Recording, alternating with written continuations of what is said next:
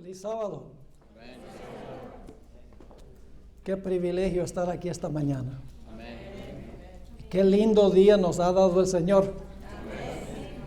Fíjese que solamente llovió un poquito, creo que fue antier.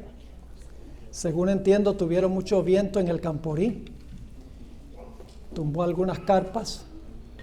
Pero gracias a Dios que el pastor puede estar con nosotros hoy. A pesar de que tuvo que ausentarse del Camporí, de todos los conquistadores de esta iglesia y creo que de la otra también, que están allá disfrutando de un fin de semana con los conquistadores de toda la asociación, entiendo. Esta mañana vamos a concluir el tema que comenzamos en nuestro tema de anoche. Pero voy a hacer un repaso para beneficio de aquellos que no pudieron estar anoche, para entonces entrar en la segunda parte del tema. Pero antes queremos orar, así que les invito a inclinar sus rostros con reverencia y vamos a elevar una oración al Señor. Nuestro Padre y nuestro Dios, qué gran privilegio el llamarte Padre. Amén. El mejor Padre del universo. Padre que se preocupa por nosotros, un Padre que nos cuida, que nos alimenta, que nos sustenta. Te damos gracias por tu palabra, una guía segura en un mundo que anda tan confundido y enredado. Pedimos que esa palabra nos hable claramente en nuestro estudio de esta mañana. Acompáñanos por medio del ministerio de tu Santo Espíritu. Abre nuestras mentes y nuestros corazones. Te lo suplicamos en el precioso nombre de Cristo, nuestro Salvador. Amén. El punto central que trazamos en nuestro estudio de anoche es que a través de la historia de este mundo, siempre que se ha unido la iglesia con el poder civil, el resultado ha sido la persecución. Y anoche estudiamos dos periodos históricos a donde se demostró este punto, que cuando la iglesia se une con el poder civil, el resultado ineludible es la persecución. Estudiamos en cuanto a la iglesia apóstata de la época de Cristo, la iglesia judía, que estaba en apostasía. Quería matar a Jesús, es más, pronunció sentencia de muerte contra Jesús. Pero como iglesia no podían ejecutar la sentencia de muerte. Así que llevaron a Jesús a Pilato y con la ayuda del poder civil lograron matar a Jesús. Hablamos brevemente también de la iglesia romana.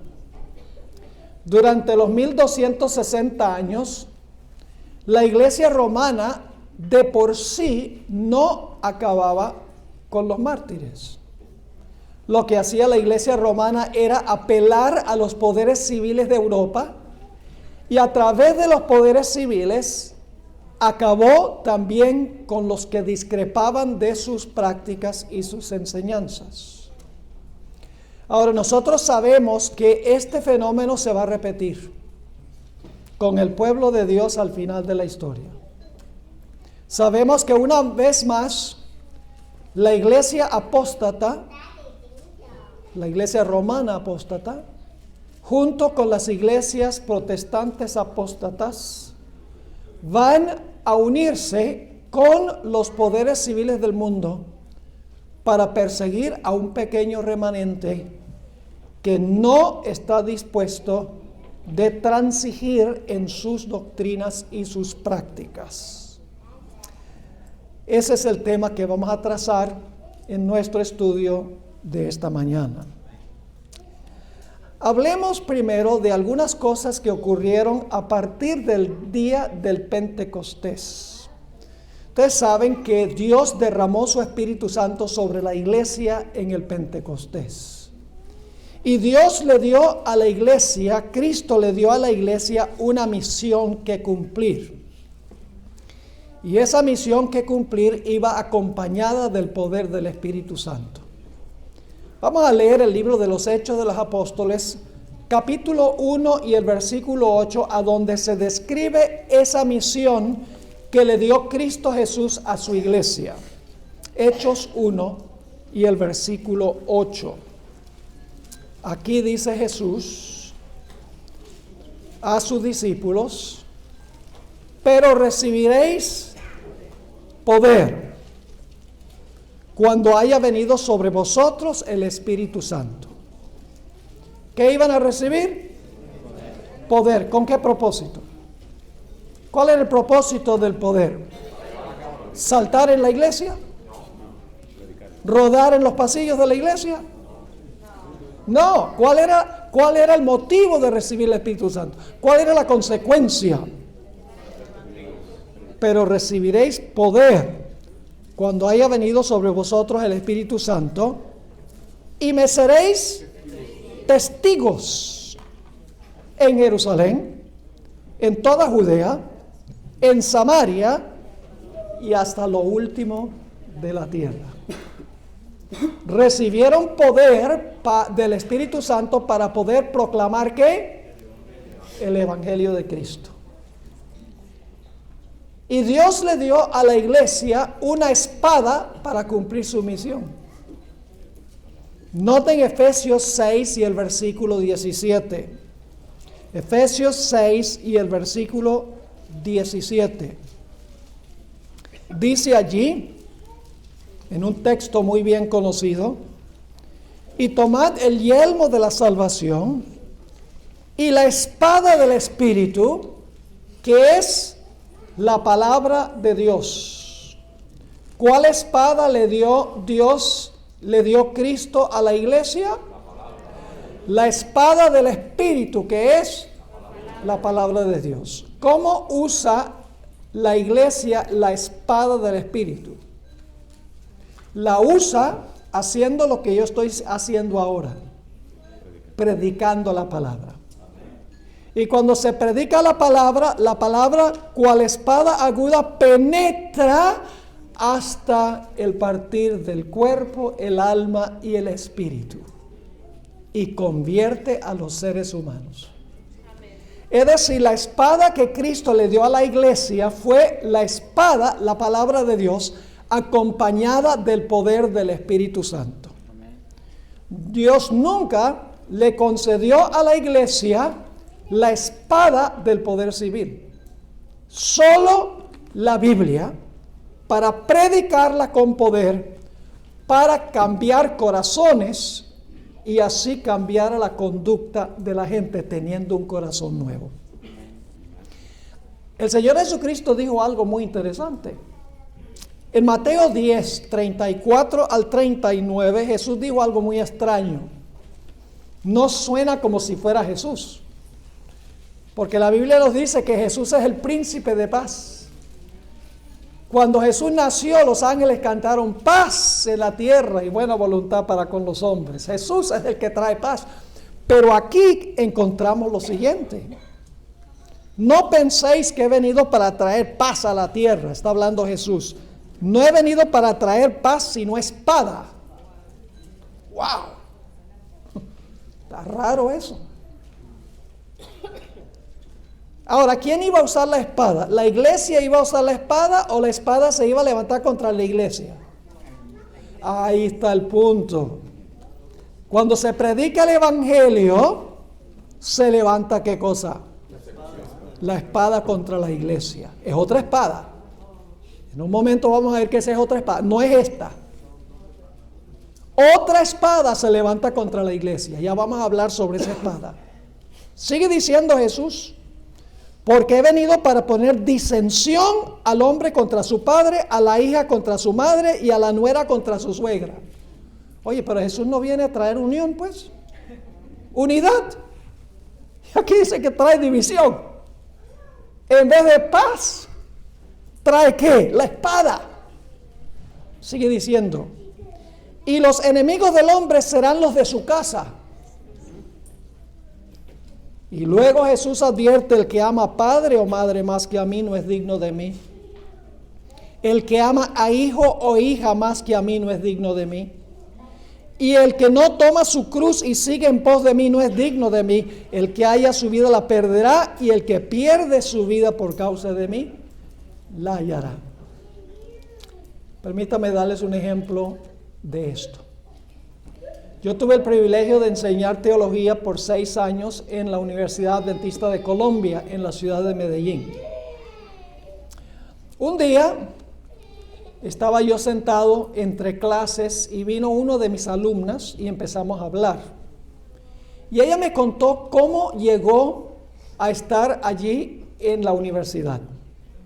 Resulta que ella vivía en un pueblo, no en Medellín, en un pueblo de Colombia, y hubo una campaña evangelística, se hizo promoción, y ella, aunque era católica, toda la familia era católica, ella decidió asistir a las reuniones sin el conocimiento de sus padres.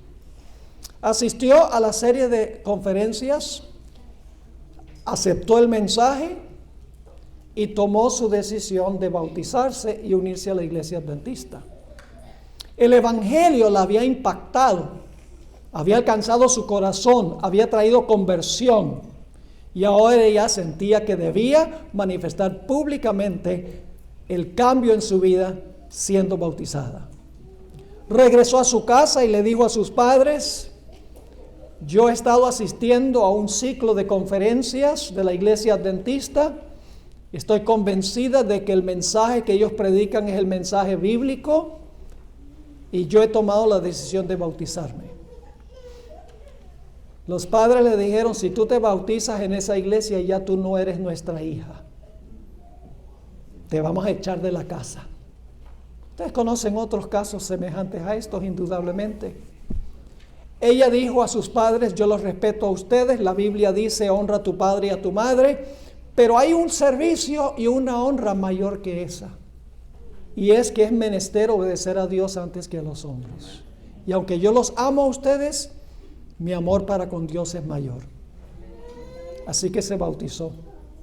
Fue a la iglesia y se bautizó. Cuando regresó a la casa, todas sus pertenencias estaban afuera de la puerta de la casa. Y el papá se encontró con ella y le dijo: vete de aquí, ya no eres nuestra hija, no queremos verte más. Así fue que ella vino a parar a la Universidad Adventista en la ciudad de Medellín. Es una ilustración clara de este pasaje. La espada del Espíritu, que es la palabra de Dios, trajo conversión a su corazón. Pero como resultado se levantó la otra espada de persecución contra ella. A eso se refirió Jesús, que cuando se predica el evangelio con poder, cuando se usa la espada penetra, y el resultado es que los que no quieren aceptar la palabra inmediatamente levantan la espada de persecución contra los que aceptan el mensaje.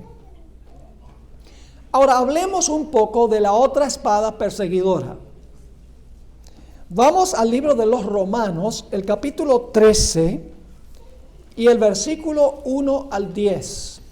Ustedes recuerdan, hermanos y hermanas, que anoche dijimos que la ley de Dios se compone de ¿cuántas partes? Dos grandes partes. Los primeros 4 mandamientos definen nuestra relación con Dios, nuestra responsabilidad para con Dios. Los últimos 6 describen nuestra responsabilidad para con ¿quiénes? Para con nuestros semejantes. Yo pregunto, ¿el poder civil puede entrometerse con los primeros 4 mandamientos?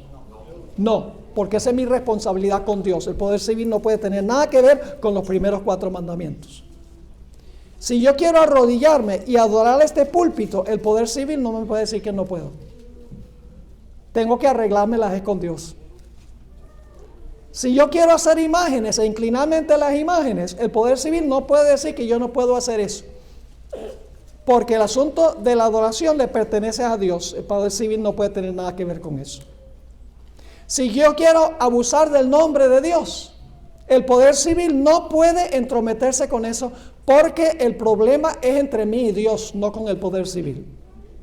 Y si yo quiero guardar el sábado o el domingo o cualquier día de la semana, el poder civil no me puede decir que yo no puedo hacerlo, porque el día de reposo le pertenece a Dios. Los primeros mandamientos le pertenecen exclusivamente a Dios. El poder civil no puede tener nada que ver con los primeros 4 mandamientos. Pero el poder civil sí puede tener que ver con los últimos 6. Yo pregunto, ¿es la función del poder civil proteger a los padres de hijos abusivos? Sí, señor. ¿Es responsabilidad del poder civil proteger la vida de los ciudadanos para que alguien no mate a otro? Sí, señor. ¿Es responsabilidad del poder civil proteger el matrimonio? No lo hace muy bien. Pero sí es la responsabilidad de proteger el matrimonio entre un hombre y una mujer. ¿Es la responsabilidad del poder civil proteger la propiedad, castigar al que le roba a otro? Sí, claro. ¿Es responsabilidad del poder civil proteger la reputación de una persona? Sí, porque si alguien habla mal de mí, yo lo puedo llevar a un tribunal y se puede hacer rectificación. Es decir, los últimos 6 mandamientos describen mi relación con mis prójimos. El poder civil tiene jurisdicción allí, pero no con los primeros 4. ¿Me están entendiendo lo que estoy diciendo? Ahora, Dios le ha dado al poder civil la espada para hacer cumplir los últimos 6 mandamientos civilmente. Vamos a leer Romanos 13, 1 al 10, y ustedes lo van a ver. Sométase toda persona a las autoridades superiores. ¿Quiénes son las autoridades superiores? Los gobernantes, ¿verdad? Poder civil. Porque no hay autoridad sino de parte de Dios, y las que hay por Dios han sido establecidas. ¿Quién estableció el poder civil? ¿Es un asunto humano nada más o Dios estableció el poder civil? Dios fue. Sigue diciendo en el versículo 2, de modo que quien se opone a la autoridad, el que se opone al gobierno, a lo establecido por Dios resiste. Y los que resisten acarrean condenación para sí mismos. Porque los magistrados, nuevamente, son gobernantes. Los magistrados no están para infundir temor al que hace el bien, sino al malo. ¿Quieres pues no temer la autoridad? ¿Quieres no tenerle miedo al gobierno? Haz lo bueno y tendrás alabanza de ella. ¿Quiénes son los que tienen que tener miedo al gobierno? Los que desobedecen las leyes del gobierno. Los que obedecen las leyes no tienen la razón para temer. Así que dice, ¿quieres pues no temer la autoridad? Haz lo bueno y tendrás alabanza de ella. Porque es servidor de Dios el poder civil, para tu bien. Pero si haces lo malo, teme, porque no en vano lleva. El poder civil también tiene su espada, ¿sí o no? ¿Cómo usa el poder civil la espada? Si una persona es ladrona, va a parar a la cárcel. Si una persona está metida en el narcotráfico y acumula mucho dinero y no muchas posesiones, el gobierno se los confisca. Y en algunos estados, si la persona mata a otra persona, le ejecutan la sentencia de muerte. Así es que usa el poder civil la espada. Cuando se desobedece las leyes del poder civil, el poder civil usa la espada para castigar esas violaciones. Sigue diciendo en el versículo 4, porque es servidor de Dios para tu bien, pero si haces lo malo, teme, porque no en vano lleva la espada. Pues es servidor de Dios, vengador para castigar ¿a quién? Al que hace lo malo.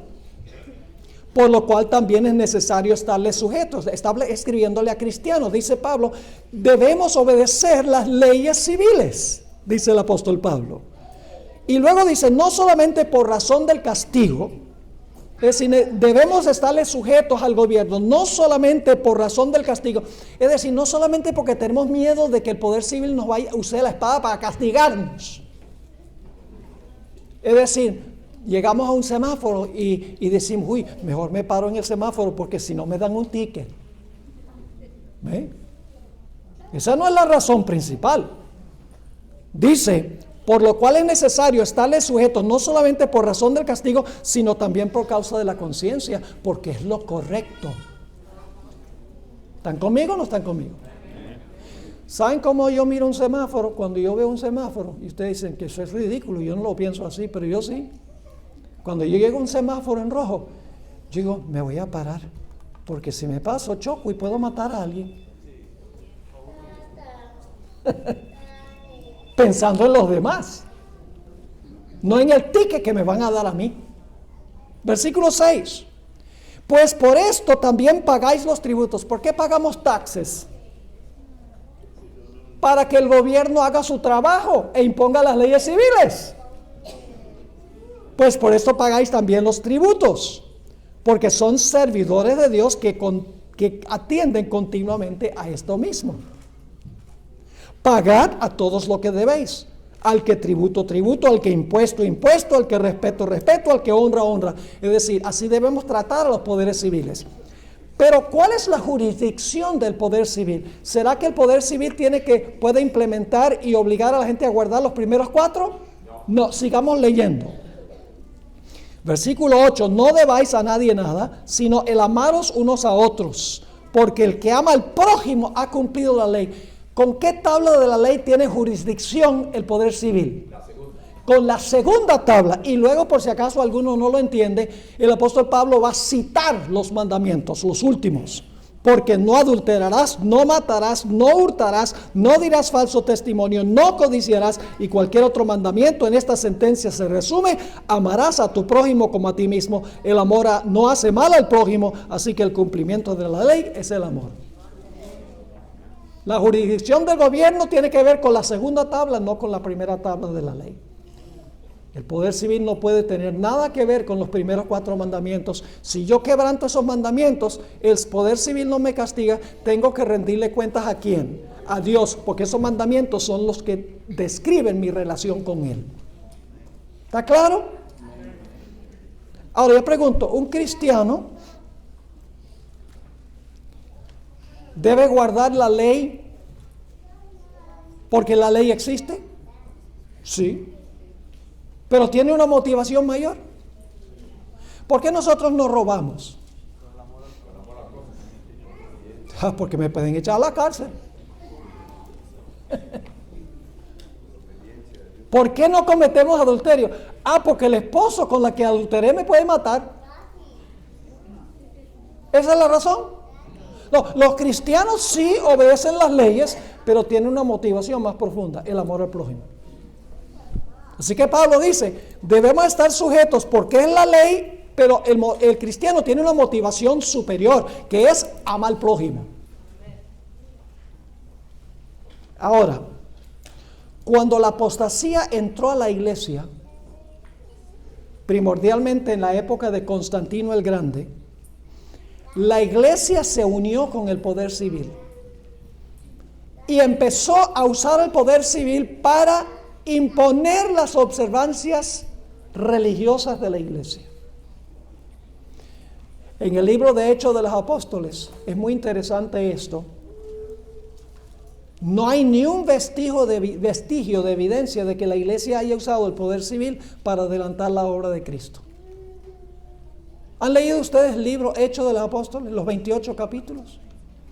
¿Hay alguna referencia en el libro de Hechos donde los cristianos o los apóstoles apelaron al poder civil para ayudar en el crecimiento de la obra?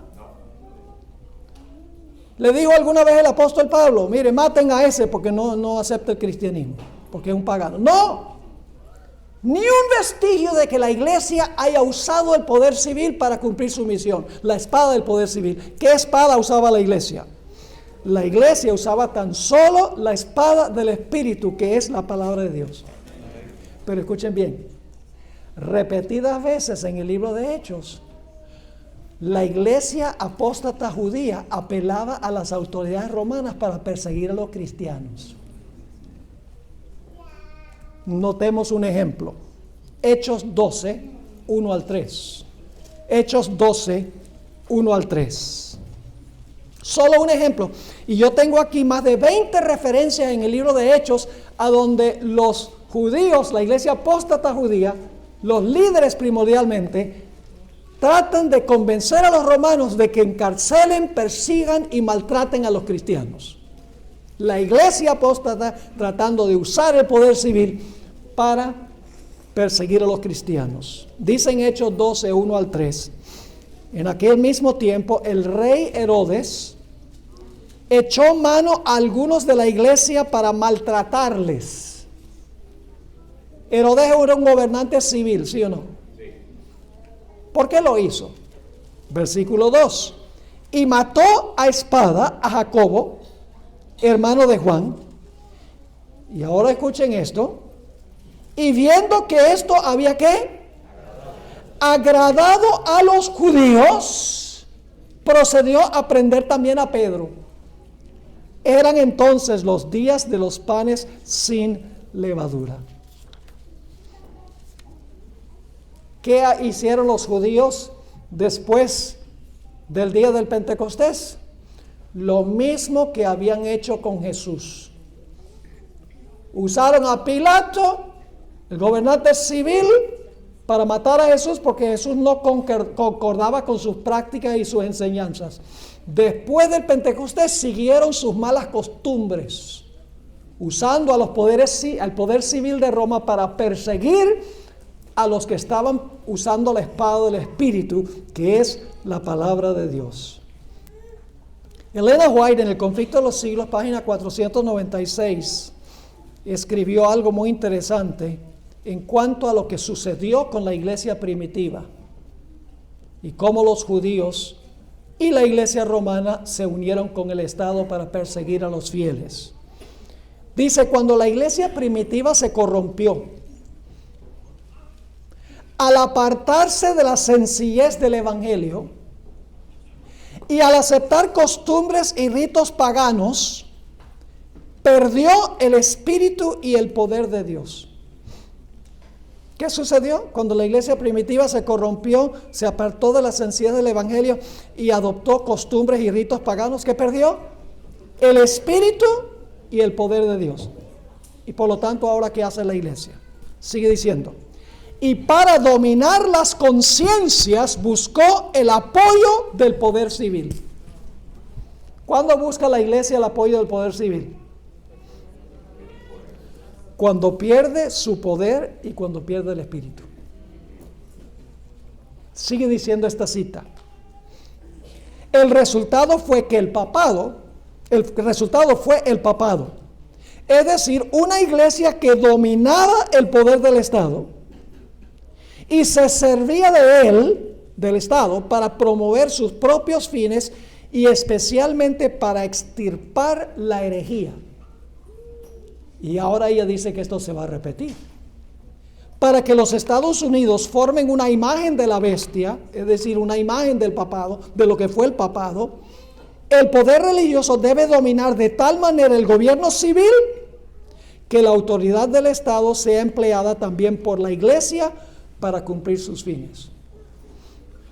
La imagen de la bestia sencillamente significa que en los Estados Unidos se va a hacer un reflejo del papado. Lo que distingue al papado es la unión de la iglesia con el Estado. Para ver una imagen en los Estados Unidos tiene que unirse la iglesia con el poder civil. Esa es la imagen de la bestia. ¿Están entendiendo? Es decir, cuando en los Estados Unidos se una la iglesia con el Estado, va a suceder lo que sucedió con Jesús y lo que sucedió con Juan Hus y otros durante las edades oscuras de la historia de la iglesia. Y es porque la iglesia ha perdido el espíritu y el poder y ha adoptado prácticas mundanas. Y esta es una advertencia para nosotros los adventistas también, no solo para las iglesias protestantes apóstatas. Nosotros estamos en peligro también de esto. Ahora, permítame regresar un momento a la historia de los últimos días de Jesús. Jesús fue llevado por la iglesia apóstata judía, por los líderes primordialmente, ante el pretorio de Pilato, ante el poder civil. Y Pilato pronunció 3 veces que Jesús no era culpable, que Jesús era inocente, no había cometido ningún delito. Y cuando Pilato estaba deliberando si entregar a Jesús o no entregar a Jesús, el Señor le mandó un mensaje milagroso de su esposa. Esposos, escuchen a sus esposas, siempre que el consejo sea bueno. Y hay muchas mujeres en la Biblia que dieron buenos consejos a sus esposos. También hay algunas que no fueron tan buenas consejeras, como Jezabel, por ejemplo, y Salomé, etc. Ahora, en Mateo 27, 19 encontramos estas palabras. Y estando él sentado en el tribunal, su mujer le mandó a decir: no tengas nada que ver con ese justo, porque hoy he padecido mucho en sueños por causa de él. Dios me ha dado un sueño y ha dicho: no toques a este hombre. Una advertencia de Dios al poder civil que no hiciera lo que quería la iglesia apóstata. Note Mateo 27 y el versículo 20 y luego el versículo 24, cómo reaccionó Pilato. Pero los principales sacerdotes y los ancianos persuadieron a la multitud, es decir, a sus miembros. Los ministros persuadieron a sus miembros de que pidiese a Barrabás y que Jesús fuese muerto. Y el versículo 24 dice: viendo Pilato que nada adelantaba, sino que hacía más alboroto, tomó agua y se lavó las manos delante del pueblo, diciendo: inocente soy yo de la sangre de este justo, allá vosotros. A Pilato Dios le dio el mensaje: no uses el poder civil de Roma por influencia de la iglesia apóstata para matar a este hombre. Yo pregunto, ¿Dios le da el mismo mensaje a los poderes civiles del mundo hoy? Esta historia le habla directamente a los gobernantes del mundo de hoy. No tenga nada que ver con ese remanente que guarda los mandamientos de Dios y la fe de Jesús. No los toquen. Jesús, el remanente fiel, perseguido por una unión de iglesia y Estado, martirizado. Al final de la historia sabemos que va a ocurrir otra vez lo mismo. La iglesia o las iglesias apóstatas se van a unir con los poderes civiles del mundo para perseguir al pequeño remanente de Dios que guarda los mandamientos de Dios y la fe de Jesús. Ahora quiero trazar un poquito el tiempo de angustia por el cual pasó Jesús. Y voy a empezar mencionando algo que sucedió cuando por primera vez entró el pecado al mundo. Cuando Adán y Eva pecaron, el Señor Jesucristo entró 3 veces ante la presencia de su Padre para pedirle permiso al Padre que lo dejara venir a redimir a la raza humana. Quiero leerles ese pasaje, es un tanto largo, pero muy significativo. Primeros Escritos, páginas 126 y 127. El cielo se entristeció al saber que el hombre estaba perdido y que el mundo creado por Dios iba a poblarse de mortales condenados a la miseria, la enfermedad y la muerte, sin remisión para el ofensor. Toda la raza de Adán debía morir. Vi entonces al amable Jesús y contemplé una expresión de simpatía y tristeza en su semblante. Luego lo vi acercarse a la deslumbradora luz que envolvía al Padre. El ángel que me acompañaba dijo: está en una conversación íntima con el Padre. La ansiedad de los ángeles era muy viva mientras Jesús estaba conversando con su Padre. Es decir, está Jesús con el Padre conversando y los ángeles están afuera a la expectativa. 3 veces, noten el número importante, 3 veces quedó envuelto por la esplendente luz que rodeaba al Padre. Y la tercera vez salió de junto al Padre, de modo que ya fue posible ver su persona. Su semblante era tranquilo, exento de perplejidad y turbación, y resplandecía de amor y benevolencia inefable. Dijo entonces a los ángeles que se había hallado un medio para salvar al hombre perdido, que él había estado intercediendo con su Padre y había obtenido permiso de dar su vida como rescate de la raza humana y de tomar sobre sí la sentencia de muerte, a fin de que por su medio pudiese el hombre encontrar perdón. Para que por los méritos de su sangre y su obediencia a la ley de Dios, obtuviese el favor del Padre y volviese al hermoso huerto del cual había sido expulsado. Entonces volvería a tener acceso al fruto glorioso e inmortal del árbol de la vida, cuyo derecho había perdido. Y ahora fíjense lo que dice. Entonces se llenó el cielo de inefable júbilo. El coro celestial entonó un cántico de alabanza y adoración. Tocaron las arpas y cantaron con una nota más alta que antes, por la gran misericordia y condescendencia de Dios al dar a su amado Hijo para que muriese por una raza rebelde. Expresaron alabanza y adoración por el abnegado sacrificio de Jesús, que consentía en dejar el seno de su Padre y escoger una vida de sufrimientos y angustias y morir ignominiosamente para poder dar vida a otros. 3 veces Jesús entró y le rogó a su Padre: Padre, déjame ir para tomar el lugar de los seres humanos, para morir en lugar de los seres humanos. Saben que la hermana White dice que fue una lucha para el Padre entregar a su Hijo. A veces nosotros pensamos que Dios es un personaje que no tiene sentimientos ni nada, se sienta en su trono, no mueve ni un dedo y que no siente. La hermana White dice que fue una lucha para el Padre estar dispuesto a entregar a su Hijo. 3 veces el Hijo tuvo que pedirle al Padre: por favor, Padre, déjame ir. Y la 3ª vez el Padre dijo que sí. Pero ahora necesitamos entender cuando se implementó el plan, porque una cosa es ver el plan desde allá y otra cosa estar pasando por el plan. En el huerto de Getsemaní, nuevamente Jesús está en comunión con su Padre. Y 3 veces le dice a su Padre, ¿qué cosa? Padre, si es posible, pase esta copa de mí, pero que no sea hecha mi voluntad sino la tuya. En el cielo había dicho: déjame ir, y ahora dice: si es posible, déjame escapar. Porque una cosa es verlo intelectualmente desde allá y otra cosa es estar pasando por la experiencia. ¿Cuál fue la causa del sufrimiento de Jesús?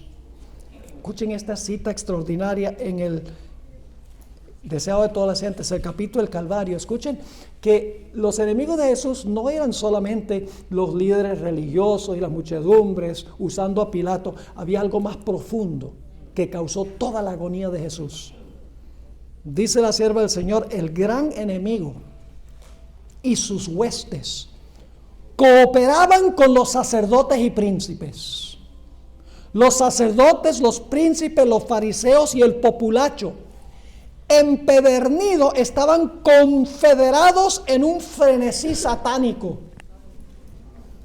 Los dirigentes religiosos se habían unido con Satanás y sus ángeles, estaban cumpliendo sus órdenes.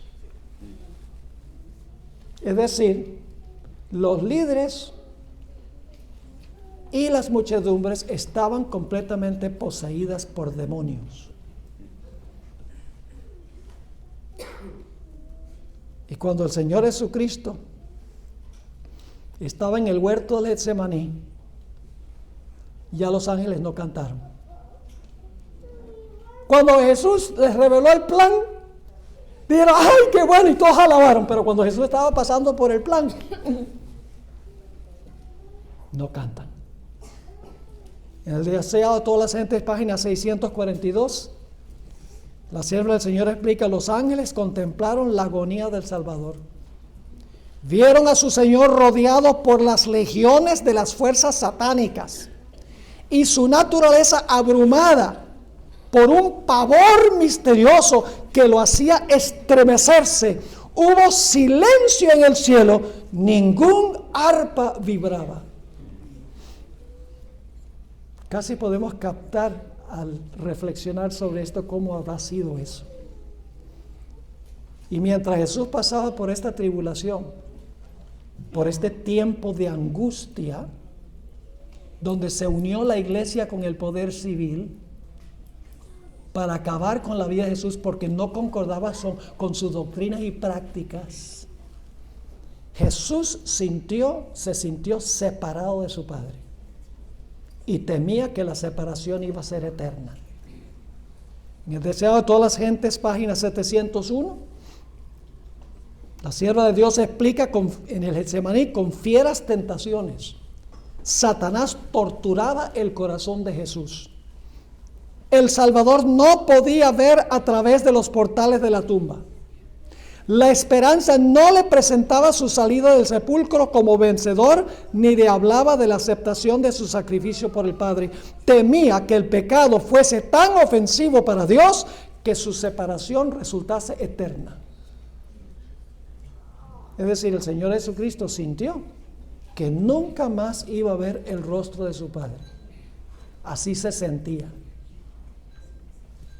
¿Por qué es que Jesús de todas maneras venció? Aunque él sentía que nunca más iba a ver a su Padre, que la carga de pecado que estaba llevando, que le fueron imputados esos pecados, era tan grande que nunca más iba a ver el rostro de su Padre. ¿Por qué Jesús de todas maneras siguió adelante y venció? Por la sencilla razón de que Jesús no se guiaba por sus emociones, sino por las promesas de su Padre. Su Padre le había dicho: si tú eres fiel en cumplir la misión, yo te voy a llamar del sepulcro y vas a poder traerte a todos tus hermanos y hermanas para acá. Y aunque Jesús se sentía separado, agonizó, temió que nunca iba a ver el rostro del Padre, Jesús dijo: pongo a un lado mis emociones y mis sentimientos y sencillamente creo en las promesas de mi Padre. Esa será la experiencia del pueblo de Dios al final de la historia, porque vamos a sentirnos como Jesús. Ya vamos a ver eso en el tiempo de angustia. Cuando la iglesia se une con el poder civil para atacar al remanente que guarda los mandamientos de Dios, vamos a pasar por una experiencia similar. Lean el capítulo, el tiempo de angustia. Y ustedes dicen: bueno, pastor, ¿el Padre llamó a Jesús del sepulcro? Sí, Señor. ¿Acaso Jesús no salió del sepulcro por la vida que estaba en él? Sí, Jesús salió del sepulcro por la vida que estaba en él, pero porque el Padre le dio permiso de tomar la vida que estaba en él. Vamos a Juan 10. Para que ustedes vean esto, la importancia de leer todo el texto con cuidado. Juan 10, 17 y 18. Juan 10, 17 y 18. Dice aquí, oye, qué linda esa sinfonía que oigo aquí. La página de la Biblia, como si hubiera pasado un viento por acá. Por eso me ama el Padre, porque yo pongo mi vida para volverla a tomar. Nadie me la quita, mas yo la pongo de mí mismo. Tengo poder. Esa traducción no es correcta. Poder es la palabra exousia. La palabra poder es dunamis. Esa no es la palabra que está aquí. La palabra exousia significa autoridad. Tengo autoridad para ponerla y tengo autoridad para volverla a tomar. ¿Por qué tenía Jesús autoridad para poner su vida y volverla a tomar? Este mandamiento recibí de mi Padre. El Padre le dijo: si eres fiel, te voy a llamar del sepulcro y tú vas a salir del sepulcro por la vida que está en ti mismo. Pero el Padre tenía que llamarlo. Y así fue que después del tiempo de angustia viene la victoria. Muy temprano, el primer día de la semana. Y esta tarde vamos a hablar del primer día de la semana. Las iglesias dicen: Jesús resucitó el primer día, por eso el primer día es santo. De eso vamos a hablar en el primer tema de esta tarde. No se lo pierdan, porque vamos a ver que en realidad el día importante no es el primer día. El día importante es el día antes del primer día. Se lo voy a demostrar bíblicamente. Vamos a tratar varios argumentos que se usan para tratar de comprobar que el domingo es el día especial de reposo. Argumentos que posiblemente no han escuchado antes. Así que muy temprano, el primer día de la semana, descienden 2 ángeles del cielo. Uno de ellos remueve la piedra, se sienta encima de la piedra, el otro se para delante del sepulcro y con una voz de trueno que hizo sacudir la tierra, dijo: ¡Oh Hijo de Dios, tu Padre te llama! Óigame, en ese instante sale Jesús, ya se había quitado los lienzos. Sale Jesús y dice: yo soy la resurrección y la vida. Después del tiempo de angustia, vino la liberación.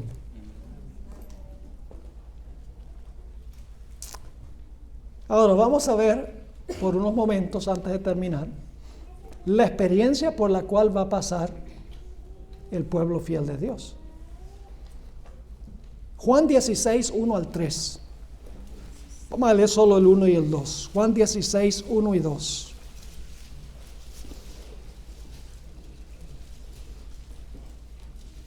El Señor Jesucristo le dijo a sus seguidores: estas cosas os he hablado para que no tengáis tropiezo. Os expulsarán de las sinagogas. ¿Cómo le decimos a las sinagogas hoy? Iglesias, muy bien. Algunos dicen: pero esto está hablando solamente a los discípulos. Os expulsarán de las sinagogas. Eso no tiene nada que ver con el tiempo del fin. Pero todo lo que Jesús dijo en Juan 14 al 16 se aplica no solo a los discípulos, sino a nosotros también. Jesús le dijo a los discípulos: no se turbe vuestro corazón, vendré otra vez y os recibiré a mí mismo. Significa que Jesús solamente va a recibir a los 12. Todo lo que dice esos capítulos, sí, lo habló a los discípulos, pero se aplica a todos los creyentes. Así que dice: estas cosas os he hablado para que no tengáis tropiezo, os expulsarán de las sinagogas, y aún viene la hora cuando cualquiera que os mate pensará que rinde servicio a Dios. ¿Iba a continuar la persecución? Sí. Y harán esto porque no conocen al Padre ni me conocen a mí. Ahora escuchen esta cita extraordinaria que les voy a leer. Lamentablemente no está en ninguna fuente en español, yo la traduje, viene de la Review and Herald, abril 14, 1896.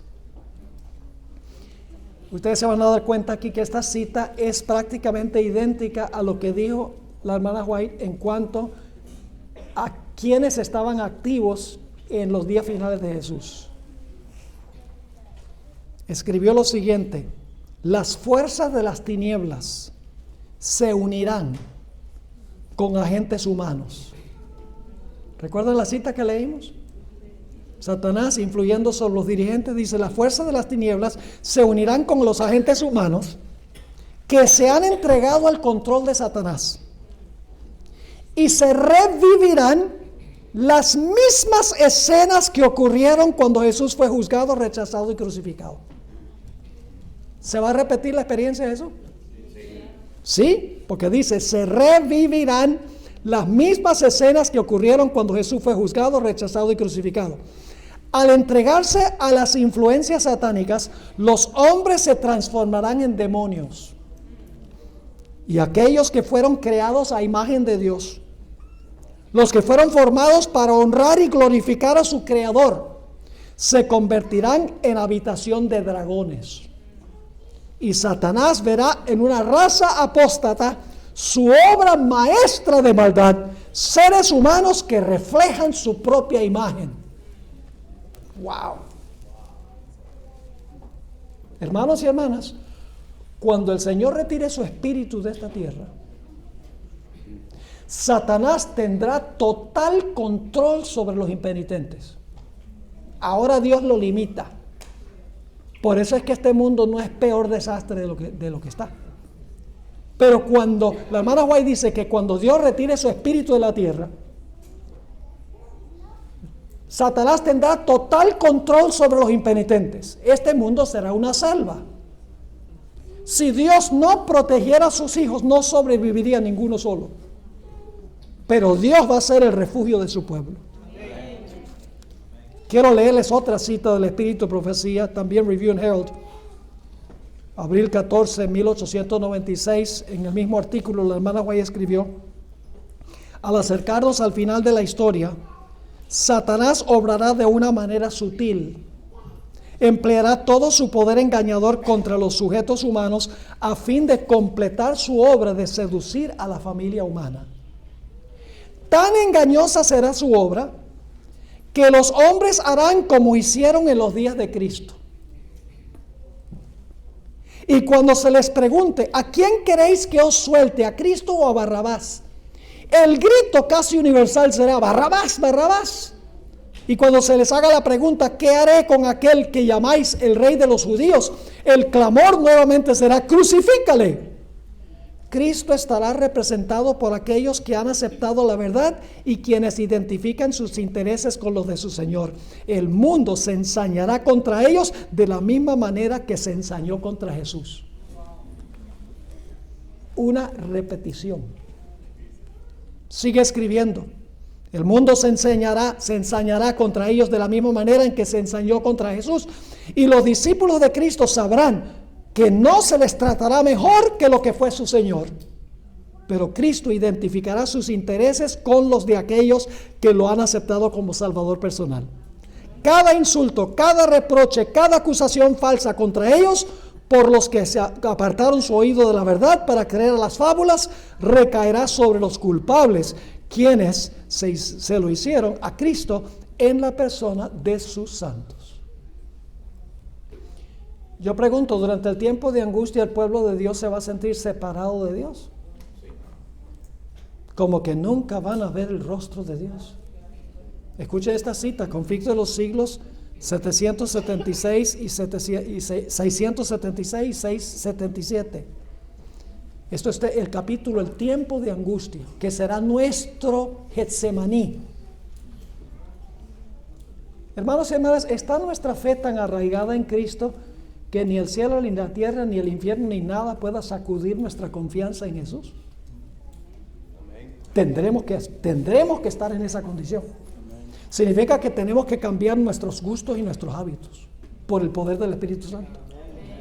La música que escuchamos regularmente, para afuera.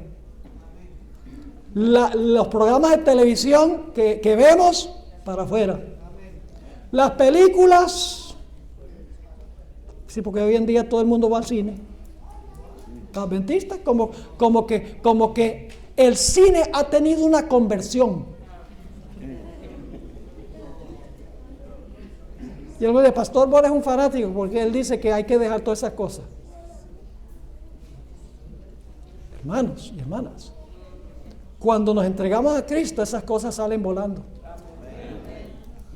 No estamos diciendo elimínalas como un legalista, como hacían los fariseos. No, entrega tu corazón a esos y esas cosas se arreglan. Dice la sierva del Señor: mientras Satanás acusa al pueblo de Dios, haciendo hincapié en sus pecados, el Señor le permite probarlos hasta el extremo. La confianza de ellos en Dios, su fe y su firmeza serán rigurosamente probadas. El recuerdo de su pasado hará decaer sus esperanzas. Así como Jesús sintió separado porque estaba cargando los pecados por imputación, el pueblo de Dios se sentirá separado de Dios por los pecados que han cometido. El recuerdo de su pasado hará decaer sus esperanzas, pues es poco el bien que pueden ver en toda su vida. Reconocen plenamente su debilidad y su indignidad. Satanás trata de aterrorizarlos con la idea de que su caso es desesperado, de que las manchas de su impureza no serán jamás lavadas. Espera así aniquilar su fe y hacerles ceder a sus tentaciones y alejarlos de Dios. La misma experiencia por la cual pasó el Señor Jesucristo. ¿Cómo venceremos? ¿Cómo venció Jesús? Mire, si Jesús se hubiera guiado por sus emociones, cae en un instante, porque se sentía separado de Dios. Pero Jesús no dependió de cómo se sentía. Jesús reclamó las promesas de su Padre, y esas promesas están aquí. Y por eso Satanás trata de alejarnos de esto. Hace que nosotros dañemos nuestra mente con cosas emocionantes.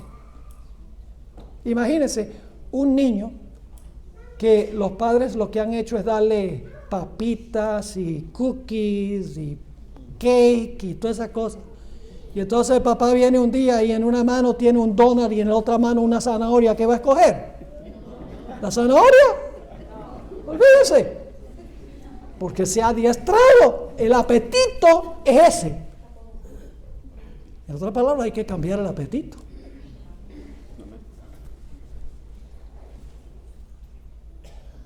Así que el pueblo de Dios pasará por esta misma experiencia por la cual pasó Jesús, pero vencerá.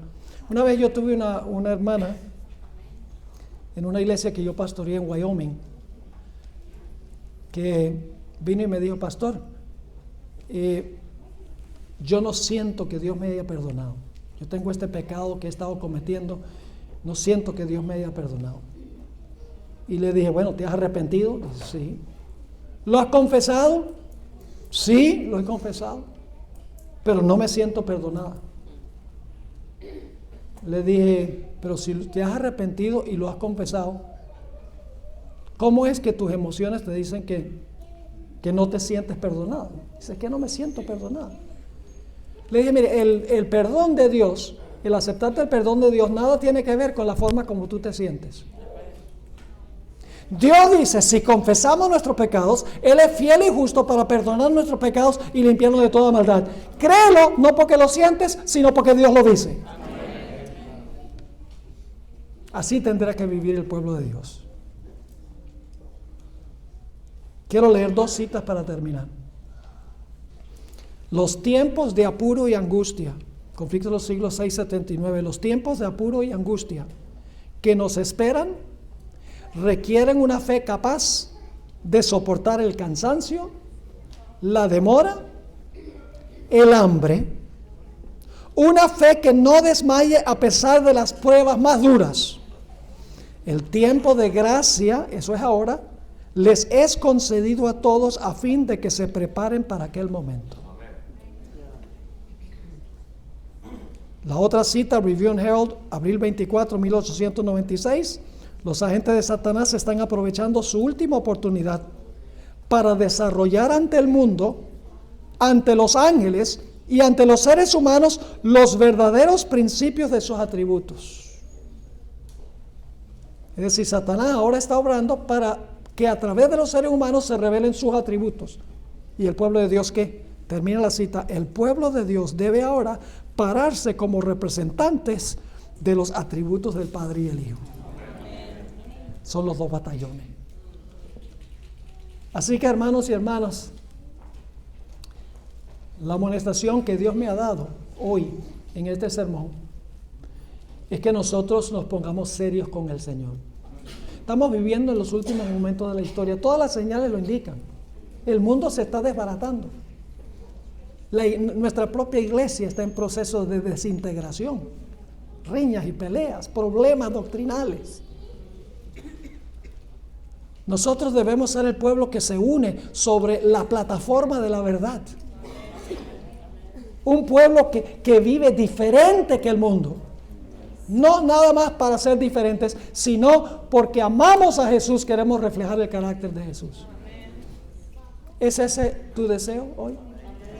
¿Estás dispuesto de hacer los sacrificios de aquellas cosas que estorban nuestra relación con Dios? Si estás dispuesto a hacer eso, ponte de pie. Yo voy a orar por ti. Y voy a orar por mí también. Oremos. Padre Celestial, somos tan insuficientes, pecadores, sin ningún reclamo de tu misericordia. Pero tú nos amas y tienes misericordia no porque somos dignos, sino porque somos indignos. Oh Padre, gracias porque estuviste dispuesto a enviar a Jesús para quedar cicatrizado por los siglos de la eternidad. Gracias por ese gran amor. Padre, queremos responder a ese amor. Queremos nosotros también amarte por encima de todas las cosas. Queremos amar a Jesús por encima de todo. Quita de nosotros por tu poder aquellas cosas que estorban nuestra relación con Jesús. aquellas cosas que impiden que tengamos una comunión plena, una confianza plena en Jesús como nuestro Salvador, y no solo nuestro Salvador, sino como aquel que nos da el poder para vivir vidas victoriosas. Prepáranos, Señor, para las grandes cosas que pronto ocurrirán en este mundo. Manténnos fieles en las peores circunstancias, por amor a Jesús. Gracias te damos por escuchar nuestra plegaria, la plegaria de tu pueblo, porque lo pedimos en el precioso nombre de Cristo, nuestro amante Salvador. Amén. ¿Pueden sentarse?